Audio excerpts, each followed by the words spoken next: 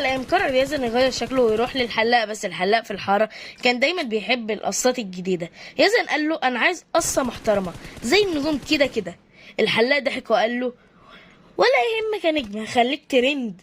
بدأ الحلاق يشتغل وفجأة الكهرباء قطعت. قال له يزن انت وقفت؟ قال له الحلاق لا يا معلم، دي المرحلة الأخطر، دلوقتي بنستخدم الإحساس. بعد ربع ساعة الكهرباء رجعت، ويزن بص في المراية ولقى الحلاق حالق نص جمجمته والنص التاني عاملها له زجزاج. يزن صرخ وقال يا عم انت حالق لي ولا عاملني بيتزا؟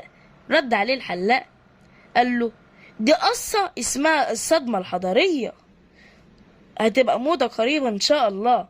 ومن يوميها يزن بقى بيروح الحلاق ومعاه مراية احتياطي وكشاف. لما حد يقولك هخليك ترند اتأكد انه مش هيخليك ميم بدل الترند. مش صح يا زميلكس؟